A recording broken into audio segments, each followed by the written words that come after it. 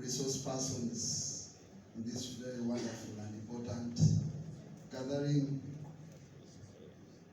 our donors who are none other than Save the Children, distinguished honorable members of the August House of Wachiso. First of all, good morning all of you. Good morning, Chair. Allow me to welcome you in this very important gathering.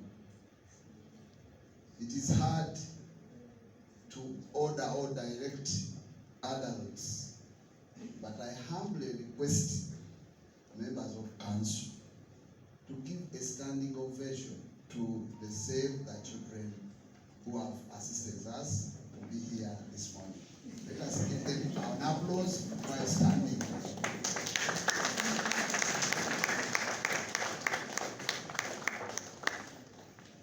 It is out of that standing ovation. Please, thank you. Sit down. That standing ovation tells a lot. It's good we have experts of local government here, and they will tell you, they can bear me witness that previously, when local governments were still considered as relevant organs of government, they were given the chance of being trained for more than a year. It's like, as you see this conference here we're going to have, it's like as you see this training we are going to go through. Previously, it was the same for a complete financial year, budgeted by the Ministry of Local Government.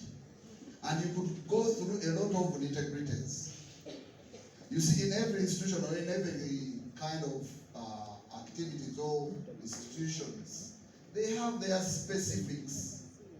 Meaning that whether you have a doctorate or whether you have ever gone to the mass, in whatever organization you need to go through some kind of induction. Look at even Parliament.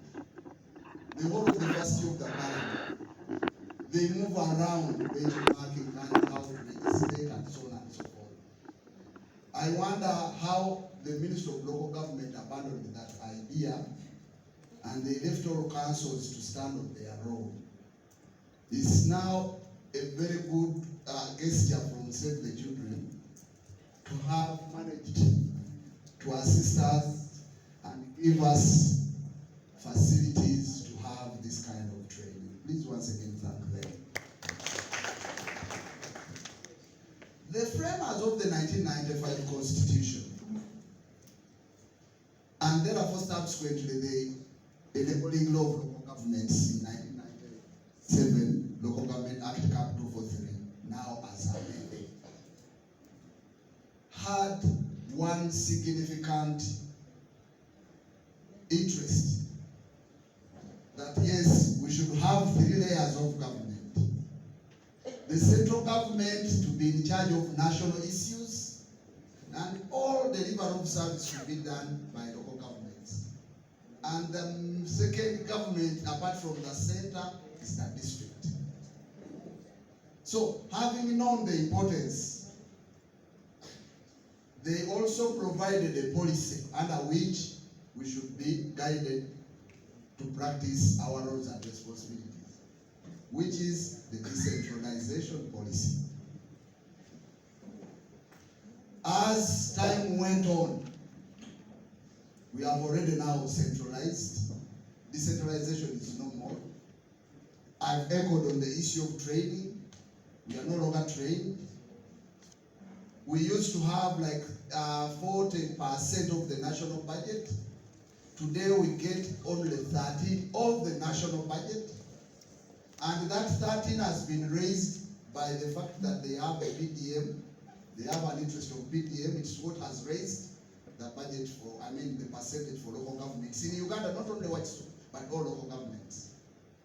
And remember, apart from giving us the 13%, all responsibilities in delivery of service are upon local governments. I'm sure you are aware that we are in charge of education. We are here to deliver services in the health sector. We are here to deliver services in the production and marketing. We are here to deliver services in the community development. Water, roads, name it. Meaning everything apart from security and army and maybe police. Every service needed by the wananchi is done by local government. Now, any sober person would wonder and ask himself or herself, how could we have 100 shillings, 73 remains at the center, 77, and then 13 goes down to do all the job? That is one critical question which we must ask ourselves before we dwell into any other conflicts and problems. Then two, if you critically analyze the 13% of the money given to local governments, 90% of which, if you make 13 to be 100, 90 of that 13% is wages and salary. Meaning development is remaining with something like 1%. Look at a councillor campaigning, he is voted in office, and the people are just interested in seeing changes in their communities by virtue of voting for you. So here we are. We are here to sit and deliberate on facts. I'm sure the trainers are conversant with all what is happening. And I'm sure they will not dwell much in what is in books.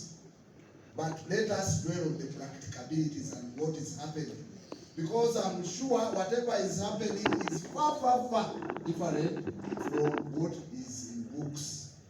And one critical question which must be answered is, are we still in decentralization or we are centralized? Look at the situation. I want to tell you, the district